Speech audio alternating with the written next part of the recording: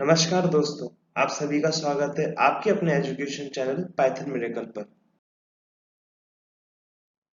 दोस्तों, जैसा आपको पता है कि हमने अपनी लास्ट वीडियो में जाना था कि मॉड्यूल क्या है और इसको कैसे यूज करते हैं पाइथन में। अगर आपने अभी तक मेरा मॉड्यूल वाला वीडियो नहीं देखा है तो ऊपर आई बटन पर क्लिक करके देख सकते हैं। तो आइए आज का टॉपिक शुरू करते हैं।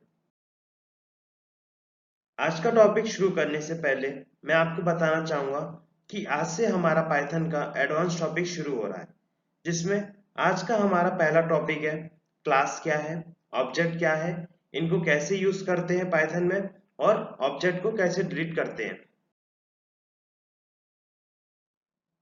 Class and object are very important topic for OOPS. OOPS means object oriented programming. अब हम समझेंगे कि क्लास कैसे बनाते हैं और ऑब्जेक्ट कैसे बनाते हैं और इसको प्रोग्राम बनाने के लिए कैसे यूज करते हैं। जब भी हम कोई भी काम ऑब्जेक्ट के थ्रू करते हैं तो उसके लिए पहले हमें एक क्लास बनाना है, क्योंकि जो ऑब्जेक्ट होता है वो एक क्लास का ही होता है।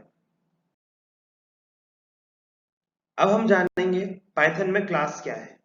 क्लास एक ब्लूप्रिंट होता है जिसमें हम डिसाइड करते हैं कि हमारा ऑब्जेक्ट क्या है, क्या क्या फंक्शनलिटी कर सकता है। How to define a class in a Python. Python में हम कोई भी क्लास कैसे डिफाइन करते हैं। अब हम देखेंगे कि पाइथन में हम क्लास कैसे डिफाइन कर सकते हैं। तो क्लास डिफाइन करने के लिए हमें पहले क्लास लिखना पड़ेगा, जो कि कंपलसरी होता है। उसके बाद हम क्लास का नाम लिखेंगे, जो कि आप कुछ भी दे सकते हैं। फिर उसके बाद कॉलन का यूज करेंगे, जो कि कंपलसरी होता है। अगर हम कॉलन का यूज नहीं करेंगे तो हमें एरर मिल जाएगा। उसके बाद आता है डॉक स्ट्रिंग। उसके बाद हम मेथड और वेरिएबल होते हैं।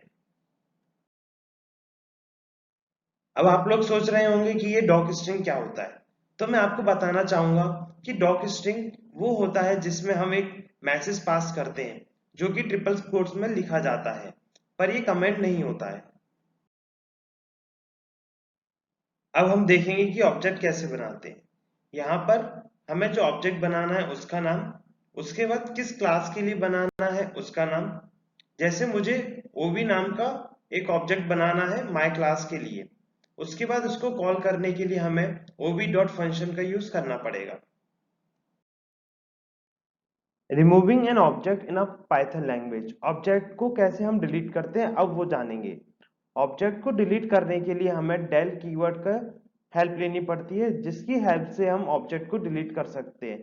जैसे मुझे यहाँ डिलीट करना है तो मैंने यहाँ पर ऑब्जेक्ट का नाम लिखा है, किस और जो क्लास है उसका नाम लिखा है, उसके बाद डेल कीवर्ड का यूज किया, जिससे हम ऑब्जेक्ट को यहाँ डिलीट कर देंगे परमानेंटली के लिए।